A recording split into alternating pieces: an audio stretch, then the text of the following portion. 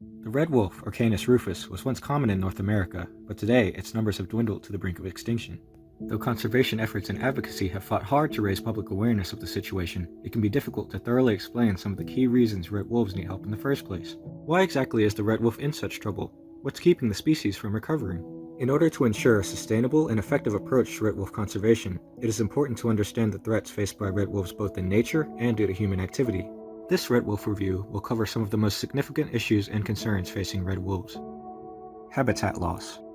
According to maps published by the United States Fish and Wildlife Service, before the 17th and 18th centuries, the estimated historical range of the red wolf stretched from modern-day East Texas to the North American East Coast and from Florida to Pennsylvania and the Ohio River.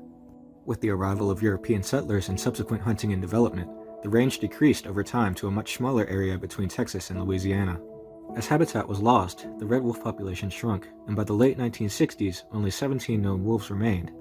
These wolves were eventually captured, with some being selected to initiate a captive breeding program, with recovery efforts eventually releasing wolves into a limited range in northeastern North Carolina. Though these recovery efforts have shown signs of success over the years, if the species is to truly recover, new habitats will need to become available, and risk of human-related threats will certainly need to be minimized. Vehicular hazards. Numerous roads cross the limited habitat of northeastern North Carolina, and as such, vehicular incidents involving red wolves are not all that uncommon. According to yearly U.S. Fish and Wildlife Service reports from 1988 to 2014, at least 74 red wolves were lost to vehicles over the 26-year period. While this number may seem low relative to such a time frame, due to the small wild population size of the already endangered red wolf, any losses are significant. In the same time frame, data from the North Carolina Department of Transportation indicates that on average there are at least 100 vehicular incidents involving animals in the 5-county area where red wolf recovery efforts take place.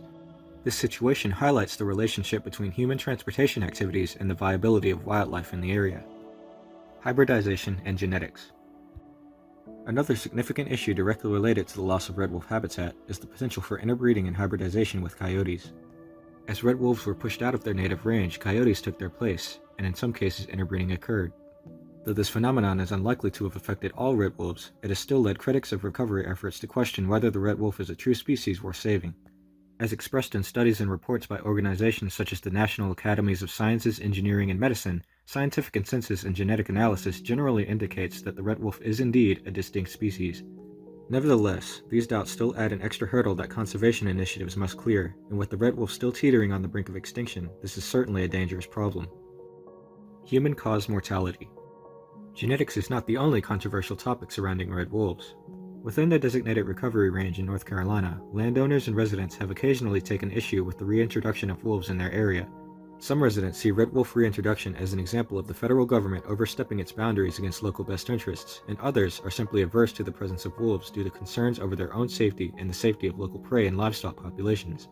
Although there is no record of a red wolf ever attacking a human, it is plausible that fear and resentment of wolves plays a role in the development of these opinions. Due to these concerns, the safety of wild red wolves in regard to human action is often called into question. There have been numerous instances of accidental and suspected intentional red wolf deaths due to gunshots, poison, and trapping. According to U.S. Fish and Wildlife Service quarterly and annual reports, it can be estimated that between 1988 and 2014, at least 128 red wolves died due to non-vehicular human-related activity. For the small population of wild red wolves to have a chance at survival, these incidents will need to be minimized and a state of coexistence between wolves and humans will need to be established. Climate change. As average global temperatures change, threats to red wolves also increase. For example, phenomena such as rising sea levels can put wild red wolves in the coastal recovery area of northeastern North Carolina at risk of losing even more habitat or being in danger due to extreme weather.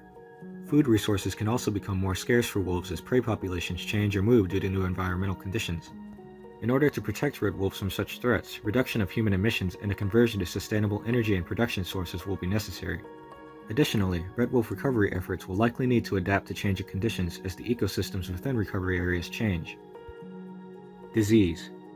According to reports in the Journal of Mammalogy and the Journal of Zoo and Wildlife Medicine, red wolves are susceptible to illnesses including distemper, parvovirus, pneumonia, and mange, which can lead to death or lifelong disability if untreated. Though recovery efforts treat red wolves that are known or found to be ill, the risk of death due to disease remains a significant threat to an already tiny wild population. The problem is made worse when red wolf habitat is limited in size by human boundaries and development, and as such, larger or additional recovery habitats would certainly be helpful to the viability of the species. Though there are numerous threats to red wolf survival, conservation and sustainability efforts could offer the species a true chance. If you wish to dive deeper into the topics covered in this video, information sources will be listed at the end as well as in the description. To go even further, check out the Red Wolf Review website at www.redwolfreview.info to discover facts, teaching tools, and research starting points. By informing yourself and others about red wolf conservation, you are doing your part to help save the species. For Red Wolf Review, I'm Mitch R. Thanks for watching.